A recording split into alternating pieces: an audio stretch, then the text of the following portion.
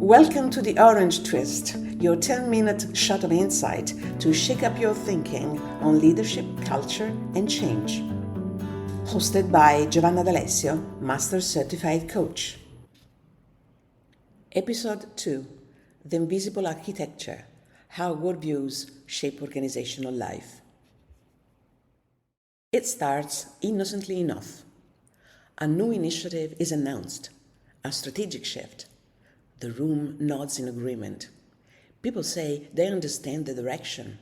They even say they support it. And then weeks pass, a curious fog settles, deadlines slip, meetings fill with polite avoidance, feedback loops shrink, energy seeps away. And the question begins to form, why is nothing changing?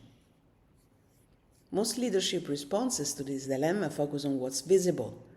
Roles, processes, structures. We shuffle org charts, define KPIs, hire consultants.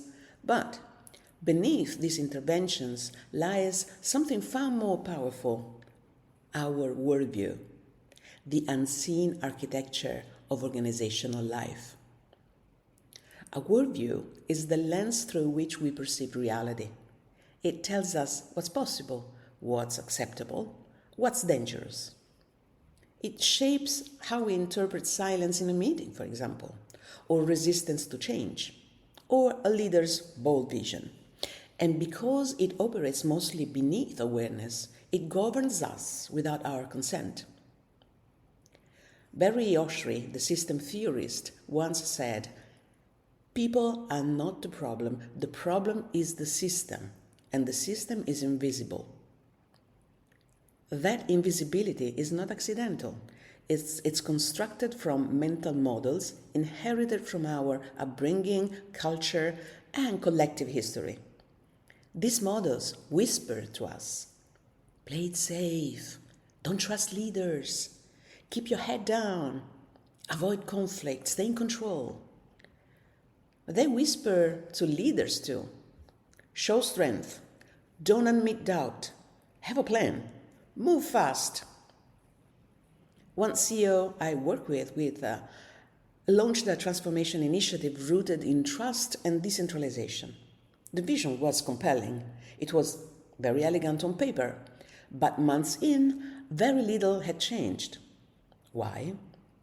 Because the unspoken worldview across the organization was trust must be earned, and authority must remain centralized to avoid chaos. So the system resisted, not out of malice, but out of coherence. The old story was still alive.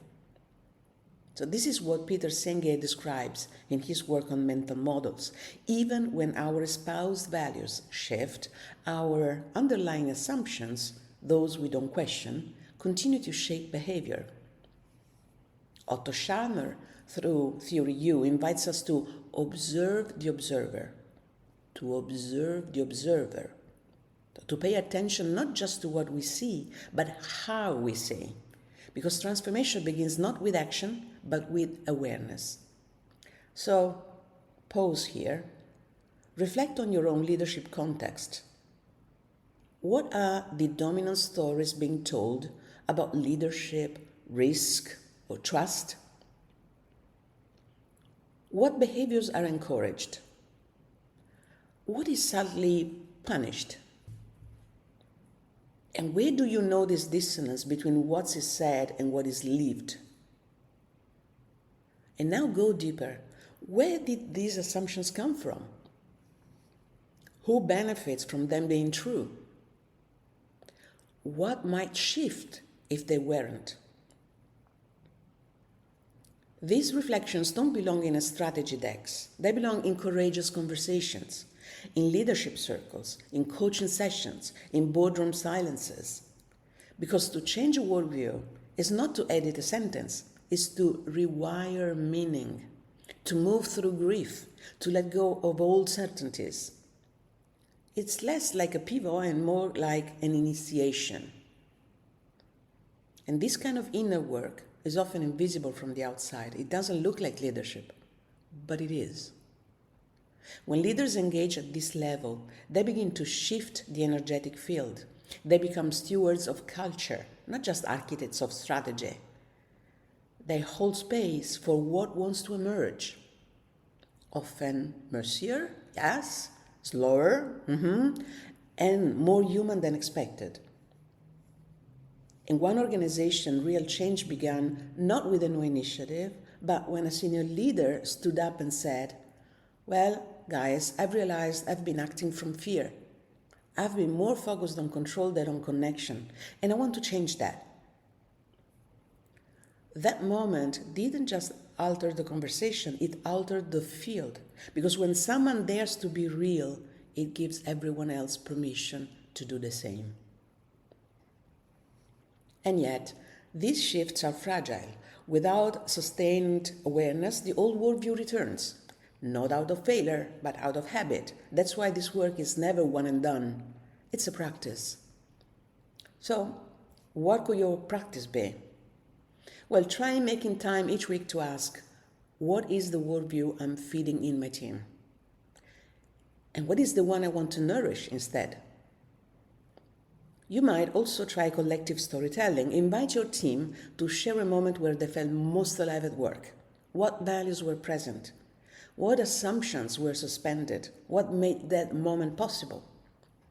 Because culture is not crafted in mission statements, it's born in stories, and stories shape our reality. If that sounds intangible, remember this: every system is perfectly designed to get the results it's getting. I'll just repeat it. Every system is perfectly designed to get the results it's getting. If you want new outcomes, you must first shift the narrative that holds the current system in place. Worldviews are sticky. They survive not because they're true, but because they're familiar. They offer predictability, comfort, identity. Letting go of a worldview can feel like stepping into fog, like disorientation. But disorientation is a fertile ground. It's where possibility begins. So try walking through your organization for a day as if you were an anthropologist. Observe rituals, language, tone. What is being reinforced? What is never questioned? Where is there tension between what is said and what is done? And then bring your observation to your leadership team, not as a criticism, but as curiosity. Here's what I've noticed. What do you see? What do you make of it? These conversations surface hidden assumptions, and when approached with humility, they open doors. And ask this: what do we consistently avoid discussing? What do we joke about but never truly explore? These blind spots can be golden entry points. They reveal the unspoken contracts keeping the current worldview in place. One way to experiment is by ritualizing reflection. End every major meeting with 3 questions. 1, what surprised you? 2, what challenged you? 3, what changed in you today? Over time, these rituals shift the field. They embed a culture of noticing, of questioning, of evolving. Because the organization is not just a structure, it is a field of meaning.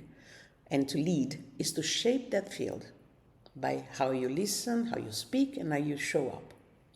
And perhaps by daring to believe something else. So if something provoked an insight today, consider sharing this episode with someone who's also struggling with change, because we all need a little twist to keep it fresh. Until next time, I'm Giovanna D'Alessio, and this is the Orange Twist. If this episode stirs something in you, subscribe to the Orange Twist, your weekly shot of insight on leadership, culture, and change, served with a twist. So join me next time for another fresh pour of perspective.